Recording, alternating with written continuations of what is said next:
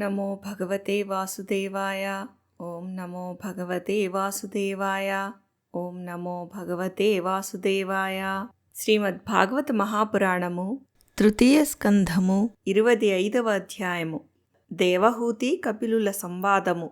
భక్తియోగ మహిమ. సౌనకుడు వచించెను. సూతముని కపిల భగవానుడు సాక్షాత్తుగా జన్మాది షడ్వికారరహితుడైన శ్రీమన్నారాయణుడే. ఆ స్వామియే తత్వసంఖ్యను వివరించెను. ఆ ప్రభువు మానవాళికి ఆత్మజ్ఞానోపదేశము చేయుటకై తన మాయ ద్వారా ఈ లోకమున అవతరించెను. నేను భగవంతుని యొక్క అనేక గాథలను వినియుంటిని. అయినను యోగి పుంగవుడు పురుషోత్తముడు అయిన కపిల భగవానుని యొక్క ప్రశస్తిని గూర్చి ఎంతగా విన్నను నా ఇంద్రియములకు తనివిదీరుటలేదు. సర్వస్వతంత్రుడైన శ్రీహరి తన భక్తులు కోరుకొనిన రీతిగా తన యోగమాయ ద్వారా పెక్కు శరీరములను ధరించి వివిధ లీలలను నెరపెను.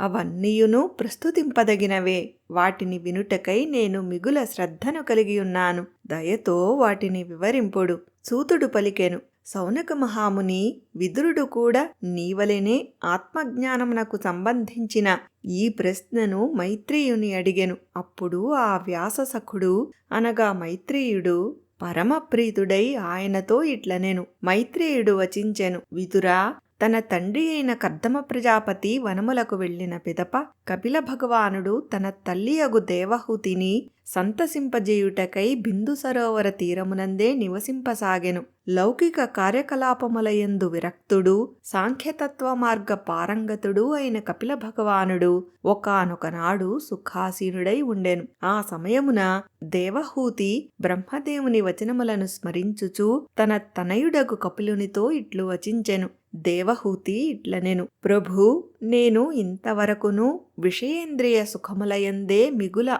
ఆసక్తురాలనై యుంటిని. వాటిలో మునిగి నేను పూర్తిగా అజ్ఞానాంధకారములో పడియున్నాను. దాటసఖ్యముగాని అజ్ఞానాంధకారము నుండి జీవులను దరిజేర్చువాడవు నీవే. పెక్కు జన్మల తరువాత నీ అనుగ్రహము వలన నాకు నీ దర్శన భాగ్యము అబ్బినది. ఆదిపురుషుడవైన నీవు సమస్త ప్రాణులకును స్వామివి గదా. అజ్ఞానాంధకారమున చిక్కుకొని దిక్కుతోచకయున్న వారికి, చిమ్మ చీకట్లలో కొట్టుమిట్టాడుతున్న వారికి సూర్యుని వలె దారి చూపిడివాడవు నీవే. దేవా, సృష్టి పరంపరను నడుపుటకై దేహగేహములయడ అహంకార, మమకార, అభిమానములను నీవే కలిగించితివి. అందువలన నాలో నీ మోహమును తొలగింపగలిగిన వాడవు కూడా నీవే. స్వామి, నీవు నీ భక్తుల యొక్క సంసారమనిడి వృక్షమునకు గొడ్డలి వంటి వాడవు. అనగా నీవు నీ భక్తులకు జనన మరణ చక్రము నుండి విముక్తి కలిగించువాడవు. భాగవత ధర్మములను ఎరిగిన వారిలో సర్వశ్రేష్ఠుడవు,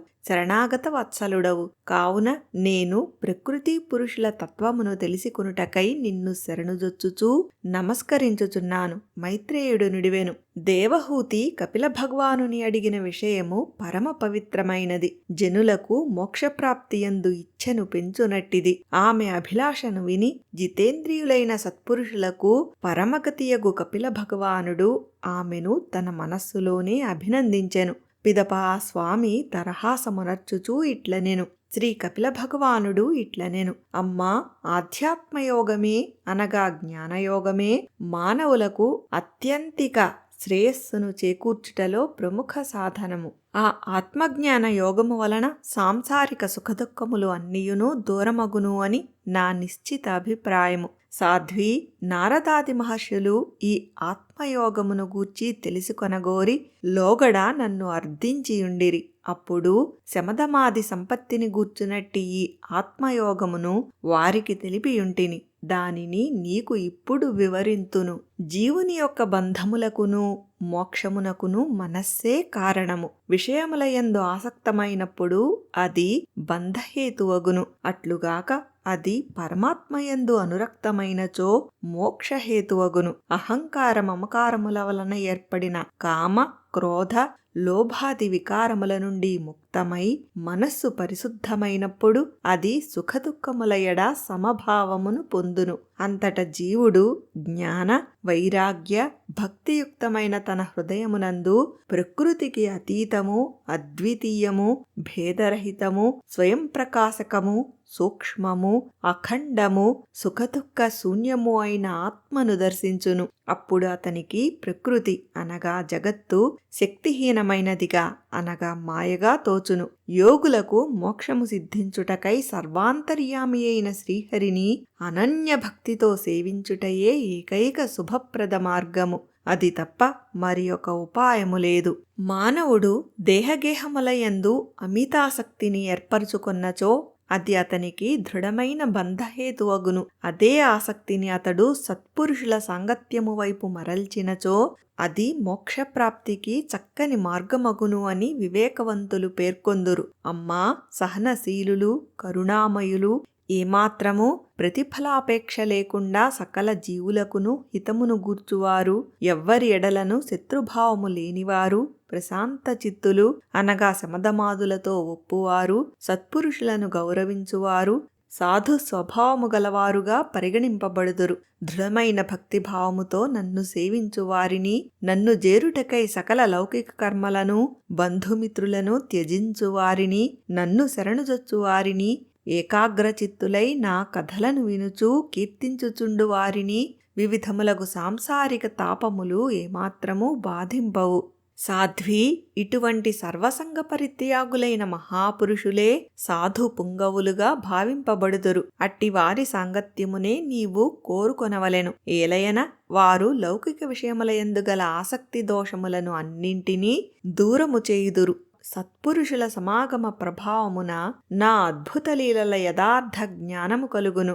ఆ మధుర కథలు హృదయంగమములై చెవులకు అమృతప్రాయములగును. వాటిని పారవస్యముతో ఆస్వాదించుట వలన మోక్ష సాధనా మార్గమునందు శ్రద్ధ, ప్రేమ, భక్తి శీఘ్రముగా ఏర్పడి క్రమముగా వృద్ధి చెందును. మానవుడు నా సృష్టి రచన మొదలగు లీలలను గూర్చి ఆలోచించుట వలన అతనిలో నా ఎడ భక్తి ఏర్పడును. ఫలితముగా లౌకిక, పారలౌకిక సుఖములయందు వైరాగ్యము సిద్ధించును. అప్పుడు అతడు సావధానముగా యోగయుక్తుడై భక్తి ప్రధానమగు సరళమైన మార్గముల ద్వారా మనోనిగ్రహమునకై ప్రయత్నించును. త్రిగుణాత్మకములైన శబ్దాది విషయములను త్యజించుట వలన మానవుడు వైరాగ్యయుక్తుడై జ్ఞానయోగమును పొందును. నా యందు దృఢమైన భక్తి కలుగుటచే అతడు ఈ జన్మలోనే అంతరాత్మరూపుడనగు నన్ను పొందును. దేవహూతి పలికెను, పరమపురుష, నీ భక్తి స్వరూపము ఎట్టిది? సహజముగా మోక్షపదమును పొందుటకై నా వంటి స్త్రీలకు ఎట్టి భక్తి తగినది? మోక్షప్రదాతవైన ప్రభు లక్ష్యమును భేదించునట్టి బాణము వలె భగవత్ప్రాప్తిని ప్రసాదించు తత్వజ్ఞానము ఎట్టిది? నీవు తెలిపిన యోగ విధానము ఎట్టిది? దాని అంగములెవ్వి? శ్రీహరి, నా వంటి మందమతులైన స్త్రీలకు కూడా దురవగాహమైన విషయము నీ అనుగ్రహము వలన సులభముగా ఎట్లు బోధపడునో వివరింపుము. మైత్రేయుడు వచించెను. విదురా, తన తల్లియగు దేవహూతి ప్రశ్నించిన భక్తియోగ విస్తృతికి సంబంధించిన మాటల సారాంశమును కపిలుడు గ్రహించెను. అందువలన తనకు జన్మనిచ్చిన తల్లి ఎడల ఆయనకు ప్రేమ అతిశయించెను. అంతటా అతడు ప్రకృతి మొదలగు తత్వముల నిరూపణ చేయు సాంఖ్యశాస్త్రమును ఆమెకు ఉపదేశించెను. అంతేగాక భక్తియోగ విస్తారమును గూర్చియూ వర్ణించెను. కపిల భగవానుడు పలికెను, తల్లి, మానవుడు తన కర్మేంద్రియముల ద్వారా వేదవిహిత కర్మలను అనుష్ఠించును. జ్ఞానేంద్రియముల ద్వారా వస్తువుల యొక్క గుణస్వరూపములను గ్రహించును. అయితే సత్వమూర్తియగు శ్రీహరిపై ఏకాగ్రతతో మనస్సును నిలిపి కర్మేంద్రియ, జ్ఞానేంద్రియముల ద్వారా ఈ రెండు ప్రక్రియలను ఆచరించినచో దానిని అహైతుక భక్తి అనియు లేక స్వాభావిక భక్తి అనియు అందరు. ఇది మోక్షము కంటేనూ ఉత్కృష్టమైనది.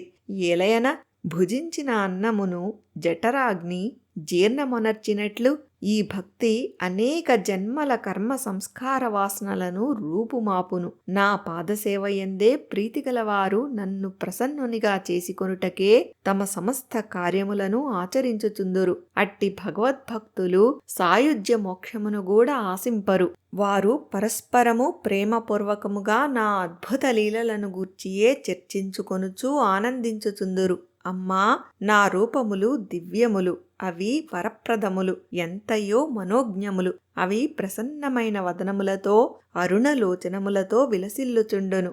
నాయందే నిరతిశయ ప్రీతిగల సత్పురుషులు అట్టి నా రూపములనే ధ్యానించుచుందురు. ఆ రూపముల దర్శన భాగ్యమునకై మహాతపస్సంపన్నులు కూడా తహతహపడుచుందురు. నాయందు నిరతిశయ భక్తిగల సత్పురుషులు అట్టి నా దివ్య రూపములను సతతము ధ్యానించుచుందురు. నా పరాక్రమ లీలలను గూర్చియు గుణములను గూర్చియు వారు పరస్పరము చర్చించుకొనుచుందురు.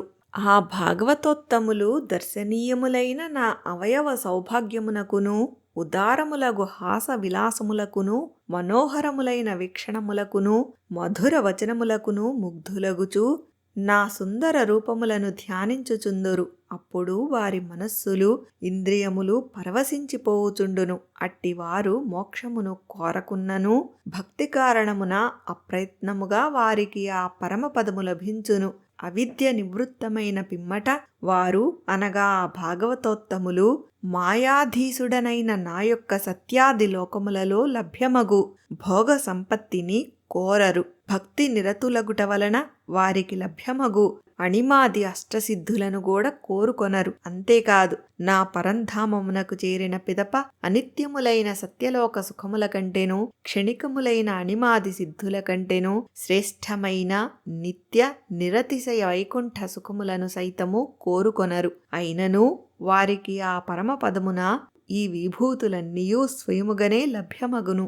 జనని శుద్ధ సత్వమయాత్మకమైన నా లోకమునందు బ్రహ్మానందానుభూతి గలవారు ఎన్నటికినీ నశింపరు. కాలచక్రము కూడా వారిని కబళింపదు.